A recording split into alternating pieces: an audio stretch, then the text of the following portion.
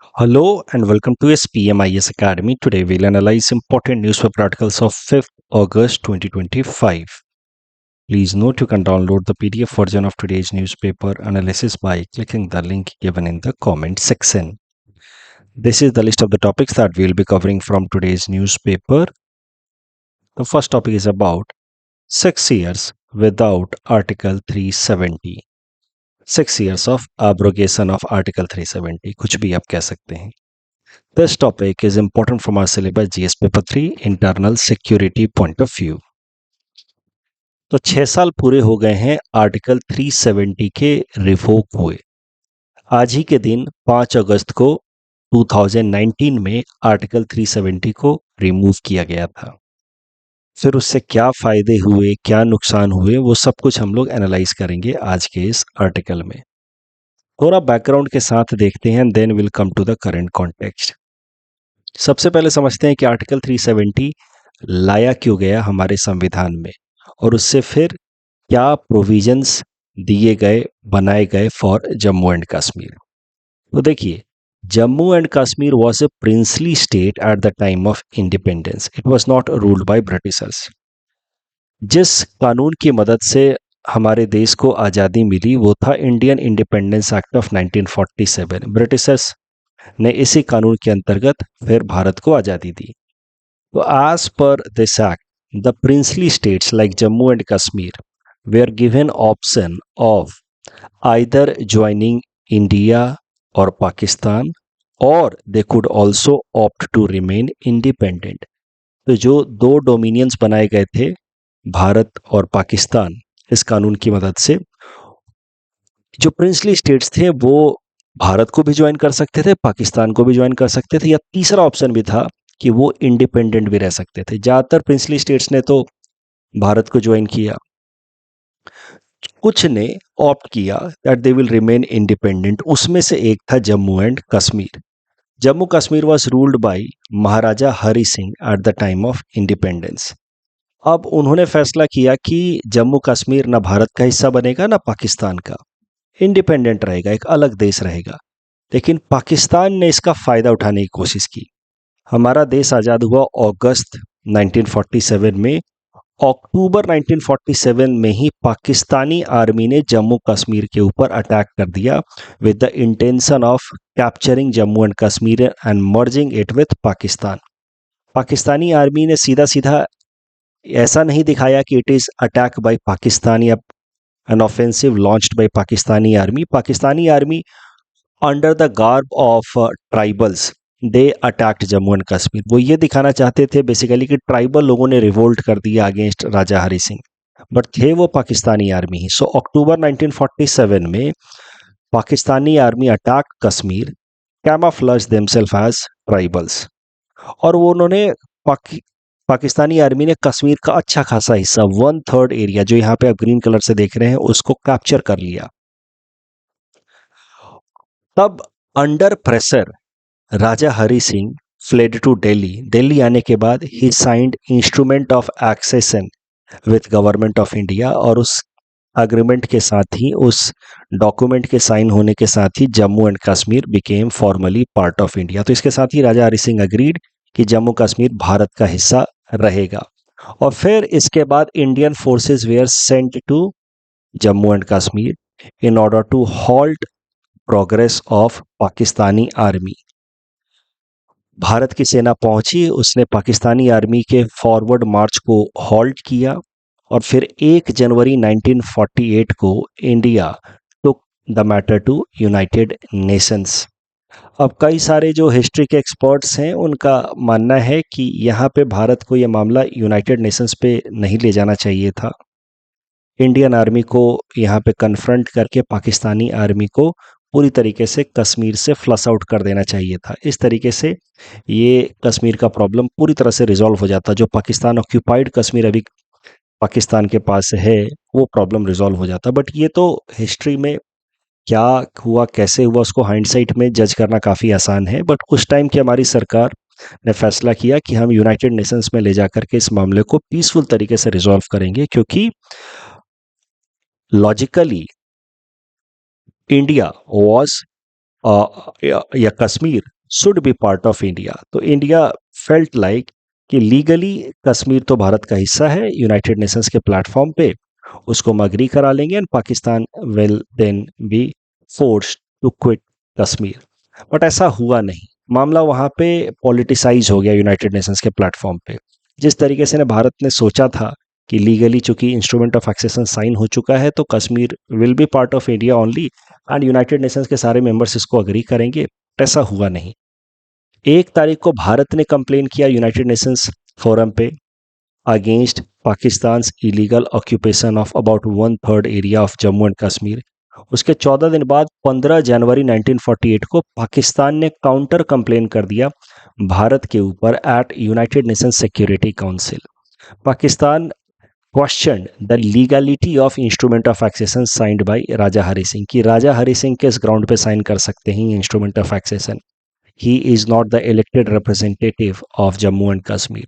तो जो instrument of accession जिसके बेसिस पे इंडिया वाज क्लेमिंग लीगलिटी और legal control over Jammu and Kashmir, that itself was questioned by Pakistan और इस तरीके से मामला पूरा उलझ गया।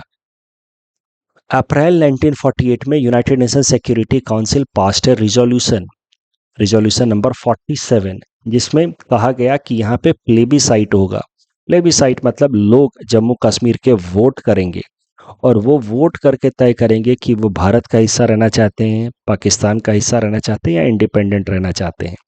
बट इस प्लेबीसाइट की एक कंडीशन रखी गई इस रिजोल्यूशन में कि Pakistani army first of all will have to pull out of Jammu and Kashmir. ये जितना एरिया उन्होंने 1/3 कैप्चर कर लिया उसको पहले छोड़ना होगा और फिर प्लेबिसाइट होगा। लेकिन पाकिस्तान के मन में कहीं ना कहीं डर था, वो जानते थे कि प्लेबिसाइट होगा तो people of Kashmir will vote to remain part of India only. कहीं ना कहीं उनको ये डर था, इस कारण से Pakistani army was never withdrawn from this PoK area. ना ही पाकिस्तानी आर्मी कभी विड्रॉ की गई, इस कारण से रिजोल्यूशन नंबर 47 के हिसाब से जो प्लेबिसाइट कराना था वो भी कभी हुआ नहीं। And we are still in this situation जहाँ पे कश्मीर का 1/3 हिस्सा पाकिस्तान इलीगल तरीके से ऑक्यूपाई करके बैठा है। और ये जो डिमार्केशन है, एक तरफ भारत के हिस्से में अभी तक जो कश्मीर है और दूसरी तरफ पीओके जो है, उसके बीच का जो डिमार्केशन इसको कहा जाता है लाइन ऑफ कंट्रोल। 1948 से लेकर के शिमला एग्रीमेंट 1972 तक इसको कहा गया cease fire line. Shimla agreement में इसका नाम बदल करके कर दिया गया लाइन ऑफ कंट्रोल। लेकिन इंटरनेशनल बाउंड्री तो ये है भारत और पाकिस्तान के बीच में, लेकिन अभी तक पाकिस्तान के कंट्रोल में है लगभग 1/3 पार्ट ऑफ कश्मीर, जो पाकिस्तान ने इलीगल तरीके से कैप्चर किया हुआ है सिंस 1947 इटसेल्फ। अक्टूबर 1947 से ही पाकिस्तान ने कैप्चर किया हुआ है। Coming back to this instrument of accession जो राजा हरि सिंह ने साइन किया भारत सरकार के साथ, तो अक्टूबर में 1947 में राजा हरि सिंह फ्लेड टू दिल्ली और वहां पे उन्होंने भारत सरकार के साथ इंस्ट्रूमेंट ऑफ एक्सेशन साइन किया। There before signing that instrument of accession he requested government of India to grant some special status to Jammu and Kashmir considering cultural difference of the people of Jammu and Kashmir with other parts of India। और फिर भारत सरकार ने राजा हरि सिंह के इस request को मानते हुए जम्मू कश्मीर को स्पेशल स्टेटस ग्रांट किया। फिर इंस्ट्रूमेंट ऑफ एक्सेशन साइन हुआ। जो इस स्पेशल स्टेटस की बात अग्री की थी भारत सरकार ने before signing the instrument of accession, उसी स्पेशल स्टेटस को ग्रांट करने के लिए, अप्लाई करने के लिए फॉर जम्मू एंड कश्मीर हमारे संविधान में जो उस टाइम में बनाया जा रहा था, constitution was not completed by 1948, तो constitution was being framed in those years. तो हमारे संविधान में आर्टिकल 370 इंसर्ट किया गया in order to give special status to Jammu and Kashmir, जो भारत सरकार ने प्रॉमिस किया था before signing instrument of accession. अब ये स्पेशल स्टेटस जो आर्टिकल 370 के अंतर्गत दिया गया जम्मू एंड कश्मीर को, उसमें कई सारे स्पेशल राइट्स मिले to the state of Jammu and Kashmir, जैसे कि उनके खुद के अपने कॉन्स्टिट्यूशन होंगे। Jammu and Kashmir can have its own constitution over and above apart from the constitution of India. They can have their own separate flag, वहाँ की जम्मू कश्मीर की जो लैंड होगी उस पर सिर्फ जम्मू कश्मीर के लोग ही उसको ओन कर सकते हैं। तो डोमिसाइल मैंडेटरी होगा for owning land in Jammu and Kashmir. इस तरीके से कई सारे कंडीशंस लगाए गए। तो ये जो आर्टिकल 370 है, it guaranteed special status to Jammu and Kashmir, allowed state assembly to make its own constitution. Jammu Kashmir की स्टेट असेंबली खुद का संविधान बना सकती थी। Separate set of laws for the state resident such as citizenship, ownership of property and fundamental rights. तो जिस तरीके से part 3 of the Indian constitution में फंडामेंटल राइट्स दिए गए थे, they were not as it is applicable in Jammu and Kashmir because of this article 370। Citizens from other states of India could not purchase land or any property in the state. Center could not declare financial emergency under Article 370 in Jammu and Kashmir. As per Article 360 के अंतर्गत जो financial emergency होती है वो भारत सरकार जम्मू कश्मीर में नहीं लगा सकती थी, as per the special status available to Jammu and Kashmir under article 370। अब स्पेशल स्टेटस उस टाइम में तो दे दिया गया क्योंकि जम्मू कश्मीर को भारत के साथ मर्ज कराना था, हो गया। लेकिन धीरे धीरे इसका खूब क्रिटिसिज्म भी होना शुरू हुआ क्योंकि कई सारे प्रॉब्लम्स देखने को मिले। Problems were witnessed due to special status of Jammu and Kashmir. पहला जो सबसे मेजर प्रॉब्लम था वो सिक्योरिटी रिलेटेड इश्यूज। देखिए, जम्मू कश्मीर हम बात करें 2019 से पहले की, क्योंकि आपको पता है 2019 में तो स्पेशल स्टेटस को रिवोक कर दिया गया है। तो 2019 से पहले 1948 से लेकर के 2019 तक अगर बात की जाए तो जम्मू कश्मीर किसी भी भारत के किसी भी स्टेट की तरह ही भारत का हिस्सा था, लेकिन वहां पे जो लोकल गवर्नमेंट थी उसके पास एक्स्ट्रा ऑर्डिनरी पावर्स थे। भारत सरकार के कई सारे नियम वहां अप्लाई नहीं होते थे। भारत का संविधान बहुत सारे उसके प्रोविजंस वहाँ अप्लाई नहीं होते थे। तो the local government had extra ordinary power. Local government means the state government of Jammu and Kashmir had extra ordinary power, and इस कारण से सेंट्रल गवर्नमेंट की एबिलिटी वहाँ पे काफ़ी लिमिट हो जाती थी। भारत सरकार चाह करके भी वहाँ पे लॉ एंड ऑर्डर को बेहतर नहीं कर पा रही थी। वहाँ पे लोकल पुलिस जो है वो पूरी तरीके से जम्मू कश्मीर के सरकार को रिपोर्ट करती थी। भारत के बाकी स्टेट्स में भी ऐसा ही होता है कि पुलिस जो है it is matter of state list, लेकिन कहीं ना कहीं बाकी स्टेट जो है they act in coordination with union government, specially union home ministry. लेकिन वहाँ पे भारत सरकार, यूनियन होम मिनिस्ट्री या भारत के तमाम जो इंटेलिजेंस एजेंसीज हैं वो कुछ खास कर नहीं पा रहे थे because of the special status of Jammu and Kashmir. और कश्मीर पाकिस्तान से लंबा बॉर्डर शेयर करता है, इस कारण से पाकिस्तान को फ्री हैंड मिल जाता था जम्मू कश्मीर के अंदर टेररिज्म स्प्रेड करने के लिए। भारत सरकार कुछ खास सिक्योरिटी इंफ्रास्ट्रक्चर को स्ट्रेंथन कर नहीं पा रही है because of special status, and Pakistan was taking advantage of it. तो this security gap that was there before 2019 due to special status of Jammu and Kashmir that allowed Pakistan to have some strategic advantage in Jammu and Kashmir area। Pakistan की एक policy है, 1980 से पाकिस्तान ने एक policy adopt किया। भारत से 3 war हारने के बाद 48 में, 65 में, 71 में हारने के बाद पाकिस्तान ने फैसला किया कि it will not go for frontal conflict with India, rather it will try to weaken India from within. और उसके लिए पाकिस्तान ने एक स्ट्रेटजी अपनाई जिसको कहा जाता है ब्लीडिंग इंडिया थ्रू 1000 कट्स।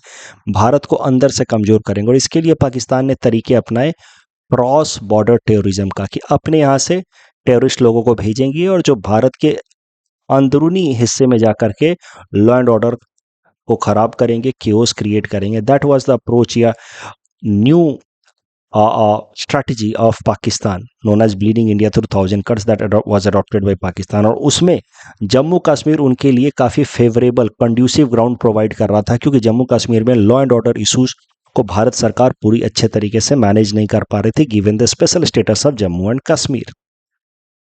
अब देखिए, जिस भी जगह पे लॉ एंड ऑर्डर के प्रॉब्लम्स होंगे वहाँ पे अक्सर कन्फ्लिक्ट होगा, वायलेंस होगा, टेररिस्ट ऑर्गेनाइजेशंस प्रोएक्टिव रहेंगे, तो वहाँ पे आप इकोनॉमिक डेवलपमेंट एक्सपेक्ट नहीं कर सकते। वहाँ पे आप नहीं उम्मीद कर सकते कि बड़ी बड़ी कंपनियां जाकर के अपने ऑफिसेस खोलेंगी, फैक्ट्रियां लगाएंगी, एम्प्लॉयमेंट अपॉर्चुनिटीज़ क्रिएट होंगी। तो यही हो रहा था जम्मू कश्मीर में। जब टेररिज्म की प्रॉब्लम बढ़ रही है, सिक्योरिटी चैलेंजेस हैं, तो इकोनॉमिक प्रोग्रेस भी नहीं हो रहा था। जब इकोनॉमिक प्रोग्रेस नहीं होता है, इन्वेस्टमेंट नहीं होता है, क्योंकि डोमिसाइल रूल भी था, बाहर के लोग जाकर के वहाँ लैंड ओन भी नहीं कर सकते, तो इकोनॉमिक प्रोग्रेस नहीं हो रहा, तो यूथ के लिए एम्प्लॉयमेंट अपॉर्चुनिटीज नहीं आ रही थी, यूथ के लिए बिजनेस करने के अपॉर्चुनिटीज नहीं आ रहे थे। तो ऐसे केस में यूथ फ्रस्ट्रेट होता है, फिर वो धीरे धीरे परेशान होकर के एलियनेट भी होने लगता है from society as well as the state, कि क्या मिल रहा है हमें इस समाज से, क्या मिल रहा है इस देश से, ना ठीक से रोजगार है, ना समाज में कोई सम्मान है। तो इस तरीके से ऐसे यूथ जो फ्रस्ट्रेटेड हैं वो एलियनेट होने लगते हैं and they become potential recruit for the terrorist organisations. और पाकिस्तान को अब फायदा होने लगा था, बीट इंडिया थ्रू 1000 कट्स की जो उसकी स्ट्रैटेजी थी, वो और इफेक्टिव तरीके से वो इम्प्लीमेंट करने लगा था। रीजन बीइंग अब उसको क्रॉस बॉर्डर टेररिस्ट भी भेजने की जरूरत नहीं थी। भारत के अंदर ही, खासकर जम्मू कश्मीर के अंदर ही यूथ फ्रस्ट्रेटेड थे, और उन यूथ को थोड़ा बहुत पैसा दे दो और फिर वो पाकिस्तान के बिहेस्ट पे तमाम टेररिस्ट एक्टिविटीज भी कर देते थे। सो इस तरीके से situation was becoming grave.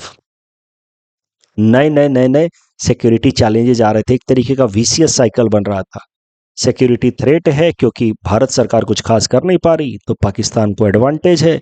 Pakistan जब टेररिज्म प्रमोट करता है तो इकोनॉमिक डेवलपमेंट नहीं आता, यूथ परेशान होते हैं, तो यूथ पोटेंशियल रिक्रूट हो जाते हैं, बहुत सारे उसमें से यूथ को रिक्रूट भी कर लेता है पाकिस्तान, और इस तरीके से इंटरनली ही अब पाकिस्तान बिना क्रॉस बॉर्डर टेररिस्ट भेजे ही भारत में टेररिज्म फैला रहा था। और overall this was leading to threat to India's sovereignty as well. And apart from these security and economic challenges, दो संविधान होना, दो फ्लैग होना, दो तरीके की सिटीजनशिप होना, all this was symbolic threat to India's sovereignty. Sovereignty के लिए कहीं ना कहीं unity is also very very important. और यही कारण है कि जो बहुत अर्ली टाइम के लीडर्स थे राइट आफ्टर इंडिपेंडेंस, जिसमें एक है Shyama Prasad Mukherjee ji, he is considered as ideologue या precursor of current day ruling party Bharatiya Janata Party. तो Shyama Prasad Mukherjee ji was highly critical of this idea of giving special status to Jammu and Kashmir. उन्होंने एक बड़ा ही फेमस सा स्लोगन दिया था, एक देश में दो विधान, दो प्रधान, दो निशान नहीं चलेंगे। ठीक है, उस टाइम में तो नेसेसिटी थी, इंस्ट्रूमेंट ऑफ एक्सेशन साइन किया जाना था ताकि कश्मीर पहले हिस्सा बन जाए भारत का लीगली, इसलिए वो किया गया। लेकिन over a period of time कई सारे practical challenges socio economic form में देखने को मिले। सोसाइटी जो है वो पूरी तरीके से, वहाँ पे जो सोशल फैब्रिक है वो डिस्टर्ब हो रहा था, क्योंकि टेररिस्ट ऑर्गेनाइजेशंस प्रॉस्पर कर रहे हैं, समाज में हार्मनी डिस्टर्ब हो रहा है, तो ये तमाम प्रॉब्लम्स देखे जा रहे थे। और इन सब कारणों से ही खासकर पाकिस्तान का जो इविल एजेंडा था जम्मू कश्मीर को अंदर से एक्सप्लोड कराने का, वो एजेंडा काफ़ी हद तक कामयाब हो रहा था। और इसी कारण से फिर भारत सरकार ने 5 अगस्त 2019 में, यानी कि आज से 6 साल पहले फैसला किया कि जो स्पेशल स्टेटस है जम्मू कश्मीर का अंडर आर्टिकल 370, उसको एब्रोगेट कर दिया जाएगा। जम्मू कश्मीर के स्टेटहुड को भी एक बार के लिए ख़त्म कर दी गई। Jammu Kashmir was divided into 2 union territories, Jammu and Kashmir with a state with a legislature of its own.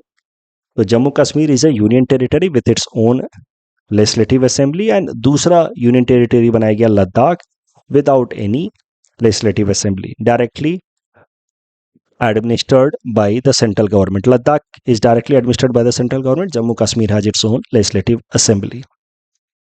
फिर जिस तरीके से आर्टिकल 370 को स्क्रैप किया गया था, वो तमाम मेथड को क्वेश्चन किया गया सुप्रीम कोर्ट के अंदर। तो legality of article 370 revocation was question in supreme court, but supreme court upheld the abrogation of article 370 इन 2023। यानी कि सुप्रीम कोर्ट ने इसको पूरी तरीके से कॉन्स्टिट्यूशनल पाया, जो तरीके अपनाए गए थे वो पूरी तरीके से कॉन्स्टिट्यूशनल या संवैधानिक थे।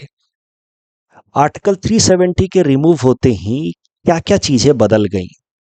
The special power exercised by Jammu and Kashmir was gone, no special power now. Dual citizenship का कॉन्सेप्ट जम्मू कश्मीर में खत्म, सिंगल सिटीजनशिप है अब पूरे भारत भर में including Jammu and Kashmir. Separate flag पर जम्मू एंड कश्मीर अब नहीं है, ट्राई कलर तिरंगा हमारा पूरे भारत भर के लिए एक झंडा है। इलेक्शन कमीशन के पावर लिमिटेड थे जम्मू कश्मीर को लेकर के, अब इलेक्शन कमीशन के पावर वैसे ही है जैसे किसी और स्टेट में है। Now even financial emergency could be applied by the union government in Jammu and Kashmir. Reservation for minorities, Indian citizens now can buy land और property in Jammu and Kashmir. RTI is applicable in Jammu and Kashmir. तो ये सब चीजें बदल गई हैं। जम्मू कश्मीर अब किसी भी एक दूसरे नॉर्मल स्टेट की तरह हो गया है। सबसे महत्वपूर्ण बात कि अभी वैसे नॉर्मल किसी भी स्टेट में police is managed by the state government, of course in coordination with the union government, लेकिन जम्मू कश्मीर चूंकि एक यूनियन टेरिटरी है तो police is managed by the central government itself. अब देखिए जबरदस्त कोऑर्डिनेशन हो गया, पुलिस भी सेंट्रल गवर्नमेंट अभी मैनेज कर रही है, बाकी इंडियन आर्मी तो है ही managed by ministry of defence यानी कि सेंट्रल गवर्नमेंट। तो अब जम्मू कश्मीर के अंदर इंडियन आर्मी एंड वहाँ की लोकल पुलिस मिल करके बड़ा अच्छा काम कर रही हैं वहाँ पे सिक्योरिटी को इंश्योर कराने में। और जब एक बार सिक्योरिटी स्ट्रेंथन हो जाती है, कोई वहाँ पे अनटुवर्ड इंसिडेंट नहीं होते हैं, तो फिर इकोनॉमिक डेवलपमेंट भी होने लगता है। ये सब कुछ देखने को मिला जम्मू कश्मीर के अंदर पिछले 6 सालों में। पहले क्या होता था कि इंडियन आर्मी तो है armed forces special power act के अंतर्गत, लेकिन लोकल पुलिस कोऑर्डिनेट नहीं करती थी इंडियन आर्मी के साथ, और लैक ऑफ कोऑर्डिनेशन के कारण कहीं ना कहीं पाकिस्तान को एक मौका मिल जाता था टेररिज्म को प्रमोट करने का। अब वो चीजें नहीं हो पाती क्योंकि police also is managed by the central government while army is तो of course managed by the central government. So एक प्रॉपर कोऑर्डिनेशन है जम्मू कश्मीर के अंदर। इससे क्या हुआ, let us see what was the outcome. 6 years में क्या क्या चीजें हुई हैं। तो सिक्योरिटी सिचुएशन काफी इंप्रूव हुई। फॉर एग्जाम्पल 2018 में अगर बात की जाए तो 254 terrorist were killed in 1 year. 2023 में that number came down to 27। तो 2019 में जब से स्पेशल स्टेटस हटाया गया तब से जम्मू कश्मीर के अंदर टेरर रिलेटेड इंसिडेंट्स काफी कम हुए। Local recruitment of militancy has fallen sharply, यानी कि जो लोकल यूथ जो टेररिज्म को ज्वाइन कर रहे थे वो काफी हद तक कम हो गया है। उसके पीछे सिर्फ सिक्योरिटी फैक्टर का कारण नहीं है, उसके पीछे इकोनॉमिक फैक्टर भी कारण है। जब वहां पे सिक्योरिटी स्ट्रेंथन होगा, इकोनॉमिक अपॉर्चुनिटीज आएंगी बिजनेस के, जॉब्स के, तो लोकल यूथ क्यों ज्वाइन करेगा टेररिज्म को। तो इस तरीके से टेररिज्म काफी हद तक कम हो गया था जम्मू कश्मीर में until this Pahalgam attack that happened in this year's अप्रैल। तो पुलवामा अटैक हुआ था फरवरी 2019 में जम्मू कश्मीर में। उसके बाद पहलगाम अटैक से पहले कोई भी मेजर टेररिस्ट अटैक हुआ नहीं जम्मू कश्मीर में। इकोनॉमिक डेवलपमेंट भी हुए। इनफैक्ट एक साल में 2 करोड़ टूरिस्ट आए थे साल 2023 में। साल 2024 में 2 करोड़ टूरिस्ट ने विजिट किया था जम्मू कश्मीर को। इस कारण से प्राइवेट इन्वेस्टमेंट भी काफ़ी बढ़ रहे हैं, जैसे रेडिसन, मैरियट होटल, इन सब ने वहाँ पे होटल्स खोले हैं। तो इससे लोकल एम्प्लॉयमेंट अपॉर्चुनिटीज़ भी इम्प्रूव हो रही हैं। Financial status of the state government also has improved. उनका कलेक्शन जीएसटी के थ्रू कलेक्शन इम्प्रूव हुआ है। तो इस कारण से इन्वेस्टमेंट इन अदर फील्ड जैसे कि एग्रीकल्चर, हैंडीक्राफ्ट, हॉर्टिकल्चर, इन सब में अच्छा प्रोग्रेस देखने को मिल रहा है जम्मू कश्मीर में। ये सब कुछ सही चल रहा था टिल अप्रैल 2025 जब पहलगाम टेरर अटैक हुआ। और इसने जो सारा पॉजिटिव मोमेंटम था जम्मू कश्मीर के अंदर, इकोनॉमिक प्रोग्रेस, जिस कारण से एम्प्लॉयमेंट अपॉर्चुनिटी, जिस कारण से alienation of youth was getting down, ये सारा पॉजिटिव मोमेंटम ब्रेक हो गया एक बार के लिए। Post Pahalgam terror attack tourism in Jammu and Kashmir has declined drastically. वापस से वही समस्या है कि जम्मू कश्मीर में टेररिस्ट अटैक हुआ पहलगाम में, सिक्योरिटी मेजर्स काफ़ी स्ट्रेंथन कर दिए गए। जब सिक्योरिटी पे ज़्यादा फोकस होता है किसी भी जगह पे, तो फिर उसका सीधा सीधा निगेटिव इम्पैक्ट पड़ता है इकोनॉमी पे। आप कहीं भी जाते हैं, आप 4 पुलिस वाले, आर्मी वाले पूछ रहे हैं, हाँ भैया कहाँ जा रहे हो, किस काम से जा रहे हो। रात को 8 बजे भी घर से निकले तो आपसे पूछताछ हो रही है। मॉल में खूब जो तलाशी हो रही है, सिनेमा घर के बाहर खूब तलाशी हो रही है। तो इस कारण से उसका सीधा सीधा निगेटिव इम्पैक्ट तो लोकल बिजनेसेस पे पड़ेगा ही, साथ ही साथ टेररिस्ट अटैक के कारण टूरिस्ट जाने कम हो गए हैं। तो इस कारण से वापस से वहाँ पे यूथ जो हैं वो फ्रस्ट्रेट हो रहे हैं, क्योंकि इकोनॉमिक अपॉर्चुनिटीज डिक्लाइन हो रही है। एंड पाकिस्तान का agenda might get fulfilled to create inner turbulence. First of all, turbulence create होने से क्या होता है, सिक्योरिटी एपरेटसेस काफ़ी एक्टिव हो जाते हैं। सिक्योरिटी एपरेटस जैसे कि आर्मी, पुलिस एक्टिव हो जाने के कारण इकोनॉमिक अपॉर्चुनिटीज़ को सीधा सीधा नुकसान होता है, और फिर यूथ एलियनेट होता है, फ्रस्ट्रेट होता है, and they become potential recruit for Pakistan. तो इस चीज़ को हमें डील करना है। जम्मू कश्मीर के अंदर जो पॉजिटिव मोमेंटम बन रहा था उसको हमें कंटिन्यू करना है। पहलगाम अटैक के बाद उस इनिशिएटिव को हमें लूज नहीं करना है। इस डिस्कशन के बेसिस पे प्रीलिम्स प्रैक्टिस क्वेश्चन है। Please attend this question and submit the answer in the comment section. ऐसा सवाल आपसे पूछा जा सकता है कि examine the possible impact of Pahalgam terror attack on Jammu Kashmir developmental trajectory that started post abrogation of article 370। उसमें आप ये साइकिल बना सकते हो कि टेरर अटैक होने से क्या होता है, इकोनॉमी डिक्लाइन होती है। इकोनॉमी डिक्लाइन होने से बिजनेस एंड जॉब अपॉर्चुनिटीज खत्म होती हैं, alienation of youth, and then youth involve into different kinds of anti social illegal activity जैसे कि ड्रग ट्रैफिकिंग। इसी को कहा जाता है नार्को टेररिज्म।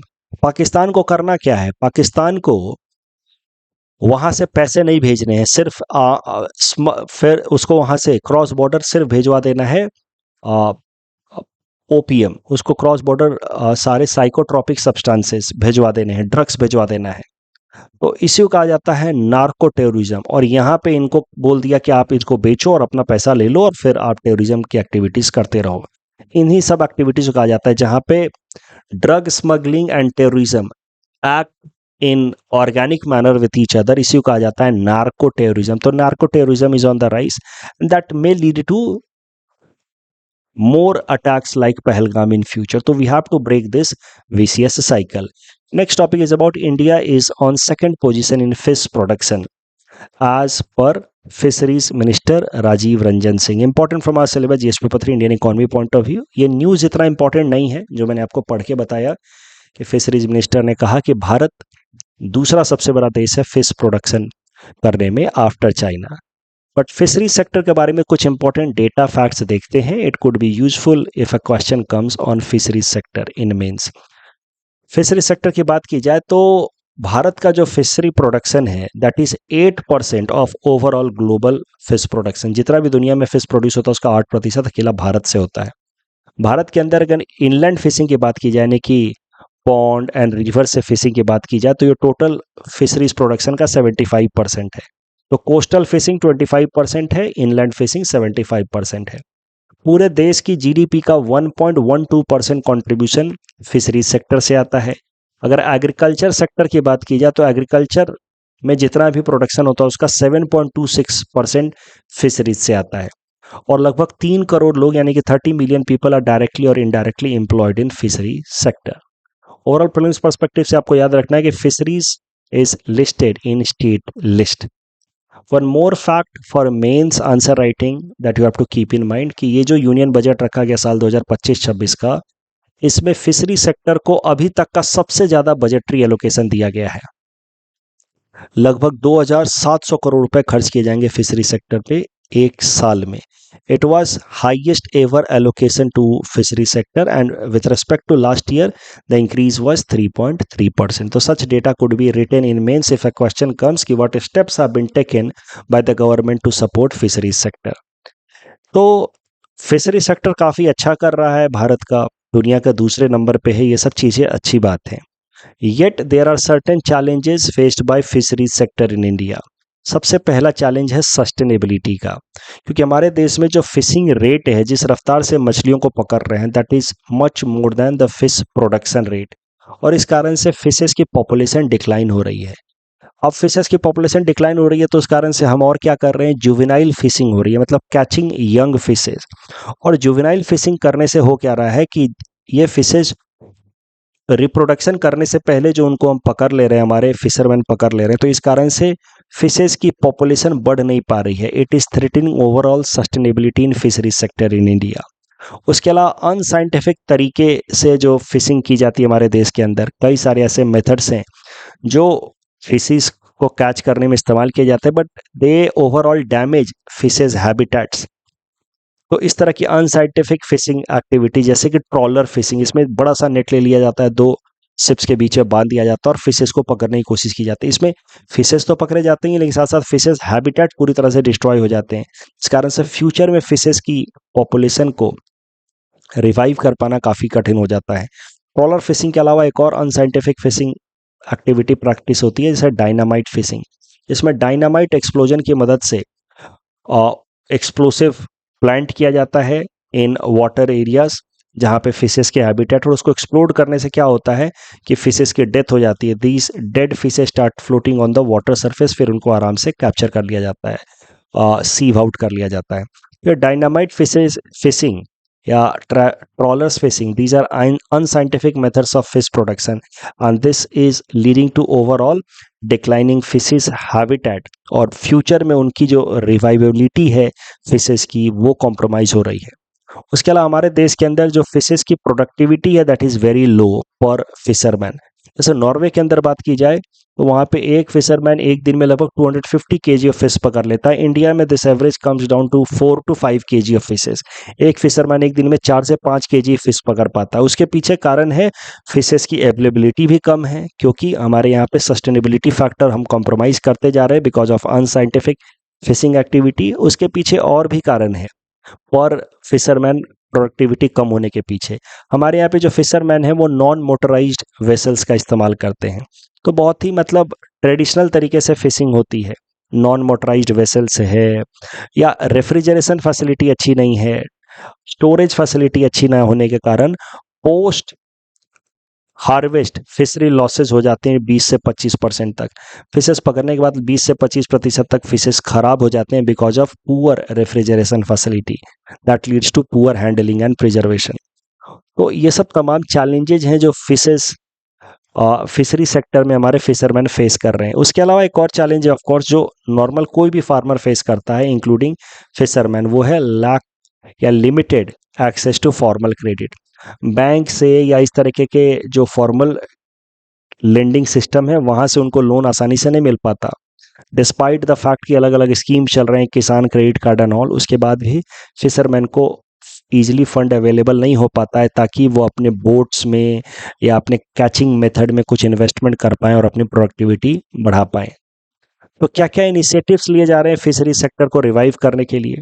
तो भारत सरकार के लेवल पे चलाया जा रहा है ब्लू रिवॉल्यूशन। ये 7th 5-year प्लान से ही चल रहा है blue revolution with the aim of reviving fishery sector in our country. उसके अलावा भारत सरकार लेकर के आई है प्रधानमंत्री मत्स्य संपदा योजना। एक सेंट्रल सेक्टर स्कीम है, यानी कि पूरी तरह से भारत सरकार द्वारा फंडेड स्कीम है जिसमें aquaculture fishes related infrastructure develop किए जाएंगे, जैसे कि पॉन्ड बनाया जाएगा, कम्युनिटी पॉन्ड, उसमें फिशेस के स्टोरेज के लिए, प्रिजर्वेशन के लिए इंफ्रास्ट्रक्चर क्रिएट किया जाएगा। ओवरऑल लक्ष्य है प्रधानमंत्री मत्स्य संपदा योजना का to double the fisherman income. Kisan credit card तो है ही जिसकी मदद से फिशरमैन को फॉर्मल लेंडिंग सिस्टम से लिंक किया जाए ताकि वहाँ से पैसे लोन के तौर पे लेकर के वो अपने फिशिंग मैकेनिज्म को और ज़्यादा स्ट्रक्चर कर पाएँ, मैकेनाइज कर पाएँ।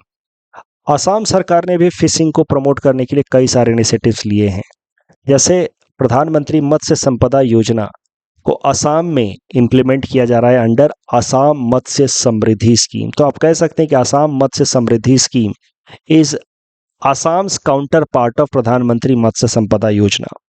यहाँ पे फिशिंग रिलेटेड इंफ्रास्ट्रक्चर को स्ट्रेंथन करने की कोशिश की जा रही है। फिर असम सरकार लेकर के आई एक इनिशिएटिव जिसका नाम है मत्स्य जागरण।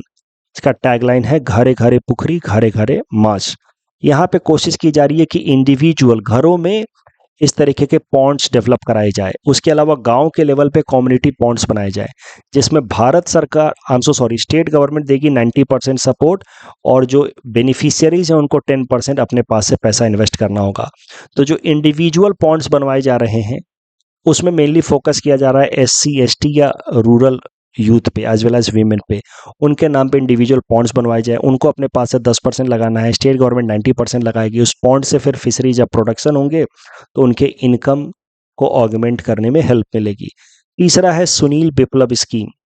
सुनील विप्लव स्कीम में मेनली कम्युनिटी पॉन्ड बनवाने पे, गांव के लेवल पे पॉन्ड बनवाने पे फोकस किया जा रहा था, ताकि गांव का जो भी इंसान, उसको कोई और इकोनॉमिक अपॉर्चुनिटीज नहीं मिल पा रही, तो गांव में वो फिशिंग करके, फिशेस को बेच करके अपने लिए इनकम जनरेट कर पाए। तो ये सुनील विप्लव स्कीम में किया जा रहा है। मत्स्य जागरण में कम्युनिटी पॉन्ड भी बनवाया जा रहा है, इंडिविजुअल पॉन्ड भी बनवाया जा रहा है। मेनली फोकस है मत्स्य जागरण में इंडिविजुअल पॉन्ड पे, इसीलिए टैगलाइन है घरे घरे पुखरी घरे घरे माछ, घर घर में individual pond. Sunil Viplav scheme में कम्युनिटी पॉन्ड बनाने पे मेन फोकस है।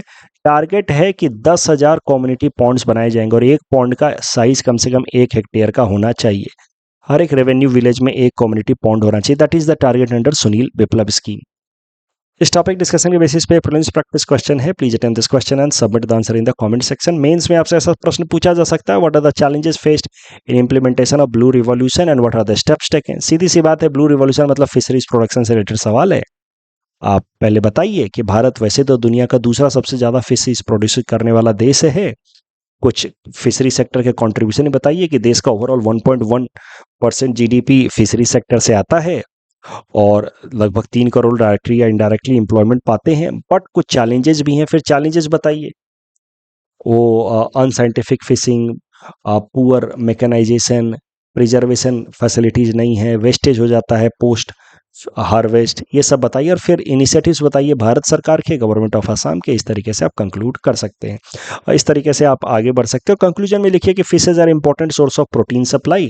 तो हमारे देश के अंदर जो माल न्यूट्रिशन का प्रॉब्लम है, हिडन हंगर का प्रॉब्लम है, वो फिशरीज के प्रोडक्शन को रैंप अप करने से काउंटर किया जा सकता है। Next topic is about ethanol blending, target and issues. Important from our syllabus GS paper 3 Indian economy point of view. Ethanol होता क्या है? एक प्रकार का अल्कोहल है and ethanol can be derived from biomasses like sugarcane, maize, even from bamboo ethanol can be derived।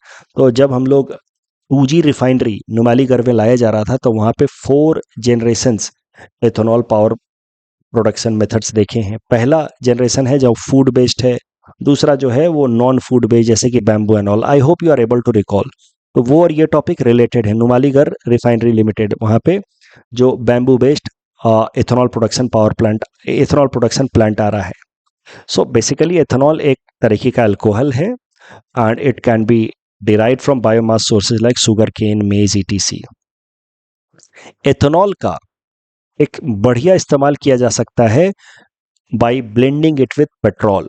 Petrol के साथ अगर इसको ब्लेंड करके बेचा जाए तो इससे पेट्रोल एज ए फ्यूल जो है वो थोड़ा क्लीन सोर्स ऑफ एनर्जी बन जाता है, उससे कम कार्बन इमिशन होता है। उसके अलावा पेट्रोल की रिक्वायरमेंट भी कम होगी क्योंकि उसमें थोड़ा एथेनॉल मिला हुआ है। तो इस कारण से पेट्रोल का इंपोर्ट हम कम करेंगे, क्योंकि हमारे देश में तो मैक्सिमम 80% से ज़्यादा रिक्वायरमेंट तो इंपोर्ट करके मीट होता है। तो पेट्रोल जब इंपोर्ट कम करेंगे तो हमारी इंपोर्ट पे डिपेंडेंसी कम होगी फॉसिल फ्यूल की। तीसरा, since petrol is a cleaner source of energy, तो it will help us in attainment of our Panchamrit goal. अगर हम पेट्रोल को एथेनॉल के साथ ब्लेंड करके बेचें तो it will help us in attainment of Panchamrit strategy, जहां पे कार्बन इमिशन को रिड्यूस करने की बात की गई है। तो इन सब पॉजिटिव्स को ध्यान में रखते हुए of ethanol blending with petrol, Bharat सरकार लेकर के आई नेशनल बायोफ्यूल पॉलिसी, जिसमें लक्ष्य रखा गया कि साल 2025 तक आते आते जितना भी पेट्रोल बिकेगा भारत में, उसमें से 20 उस पेट्रोल में 80% ही बेसिकली पेट्रोल होगा, 20% उसमें एथेनॉल ब्लेंडेड होगा। That was the target put under national biofuel policy, blending of 20% ethanol in petrol by 2025। In fact originally जब एथेनॉल ब्लेंडिंग पॉलिसी लाई गई थी, जिसको नाम दिया गया नेशनल बायोफ्यूल पॉलिसी, ओरिजिनली ये टारगेट रखा गया था साल 2030 के लिए। लेकिन भारत सरकार ने 2022-23 में टारगेट को चेंज कर दिया, रिवाइज कर दिया और कहा कि अब हम लोग साल 2020 तक ही E20 यानी कि किसी भी पेट्रोल में 80% पेट्रोल और 20% एथेनॉल ब्लेंड करके बेचेंगे। That was the revise target कि by 2025 20% ethanol blending will be done. And current news यही है कि E20 जो टारगेट था, यानी कि 20% of ethanol blending in petrol, ये टारगेट अचीव हो गया है नेशन वाइड। तो ये अच्छी बात है। But ethanol blending with petrol का अपना कुछ चैलेंज भी है, कुछ नेगेटिव्स भी हैं। सबसे पहला चैलेंज निकल करके आ रहा है फ्यूल एफिशिएंसी पे। क्योंकि पेट्रोल की तुलना में 1 लीटर पेट्रोल में जितना एनर्जी होता है, उसके तुलना में 1 लीटर एथेनॉल में एनर्जी कम होता है। 30% कम एनर्जी होता है एथेनॉल में एज कंपेयर टू पेट्रोल। तो अगर दोनों को जब ब्लेंड करेंगे तो ओवरऑल एनर्जी कम जाता है, and that is why fuel efficiency यानी कि माइलेज पर लीटर कितना किलोमीटर गाड़ी चल सकती है वो कम हो रही है।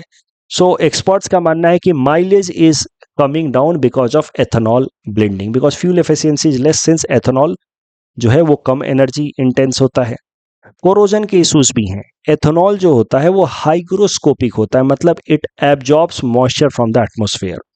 एथेनॉल और पेट्रोल को जब ब्लेंड करके बेचा जाए, कहीं पे भी अगर थोड़ा सा भी एटमॉस्फेयर से जब एक्सपोजर होता है, जैसे पेट्रोल पंप में पेट्रोल डाला जा रहा है हमारी गाड़ी के अंदर, उसमें थोड़ा बहुत एथेनॉल भी है, वो एथेनॉल हाइग्रोस्कोपिक है, मतलब एटमॉस्फेयर से मॉइस्चर कैप्चर करेगा। वो मॉइस्चर कैप्चर करने के कारण वो फ्यूल टैंक को, फ्यूल लाइन या बाकी सारे मशीन्स को कोरोड कर सकता है। तीसरा कॉम्पैटिबिलिटी इश्यूज भी हैं। एक्सपर्ट्स का मानना है कि जो पुराने व्हीकल्स हैं, older vehicles, they are not designed for E20 and that is why उनके अंदर जब ब्लेंडेड पेट्रोल डाला जाएगा तो उनमें वियर एंड टियर ज्यादा होगा, that will lead to higher maintenance cost. जो पुरानी गाड़ियां हैं अब वो वियर एंड टियर उनकी ज्यादा होगी बिकॉज ऑफ ब्लेंडेड पेट्रोल। अब यही प्लॉट पेट्रोल मिल रहा है पूरे भारत के हर जगह पे, हर एक पेट्रोल पंप पे, तो अब इस कारण से वहां पे वियर एंड टियर के चांसेस और मेंटेनेंस कॉस्ट बढ़ेगी। तो these are some concerns also with respect to ethanol blending. Simple prelims practice question with respect to this particular topic. Attempt that question and you can submit the answer in the comment section. लोक कल्याण दिवस prelims perspective से important है। देखिए, सबसे पहले समझते हैं गोपीनाथ बोरदोलोई जी के बारे में। आप तो जानते ही हैं, he was the first chief minister of Assam after independence. He was born on 6th June 1890 at Raha in Nagaon district. He died on 5th August 1950 at the age of 60. उनके पुण्यतिथि पर, उनके डेथ एनिवर्सरी को असम में लोक कल्याण दिवस की तरह ऑब्जर्व किया जाता है, ताकि उनके कंट्रीब्यूशन को हम लोग हमेशा याद रखें। तो आज है 5 अगस्त, तो यानी कि असम के अंदर आज हम लोग ऑब्जर्व कर रहे हैं लोक कल्याण दिवस। अच्छा, he was also conferred Bharat Ratna posthumously, मरने उपरांत 1999 में उनको भारत रत्न भी मिला था। अब ये लोक कल्याण दिवस होता है असम के अंदर 5 अगस्त को, उसमें असम सरकार क्या करती है, अवार्ड्स देती है। जो गवर्नमेंट एम्प्लॉयज हैं उनको अवार्ड देती है उनके एग्जेम्पलरी कंट्रीब्यूशन के लिए। तो अवार्ड मेनली 2 तरीके के होते हैं। Karmashree award is given to the bureaucrats for their performance, और बाकी उसके अलावा जो गवर्नमेंट असम सरकार के एम्प्लॉयज हैं उनके लिए अवार्ड होता है लोक सेवा अवार्ड। तो अब सारे लोगों का नाम रटना नहीं है कि किनको लोक सेवा अवार्ड मिला at state level, district level, बस इतना याद रखना है कि Karmashree award is for bureaucrat, Lok Seva award is for other state government employees given on Lok Kalyan Divas, which is on 5th August. लोक कल्याण दिवस एंड अवार्ड्स के बेसिस पे प्रीलिम्स प्रैक्टिस क्वेश्चन है। Please attend this question and submit the answer in the comment section. कल जो हमने प्रश्न देखा था, ईस्ट एशिया समिट का भारत तो मेंबर है ही, आसियान का नहीं है, वो तो 10 साउथ ईस्ट एशियन कंट्रीज हैं। इसी के बेसिस पर जवाब क्या आ जाएगा, option B. Forest right act में यहाँ पे 4 हेक्टेयर होना चाहिए, नॉट 2 हेक्टेयर।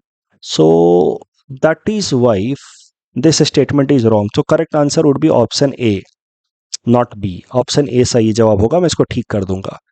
और यहाँ पे आपको पता है hoolock gibbon is not found in Western Ghat, ये तो नॉर्थ ईस्टर्न स्टेट्स में पाया जाता है। Second statement is correct, so correct answer will be option B. That's all from our side for today. Thanks for watching.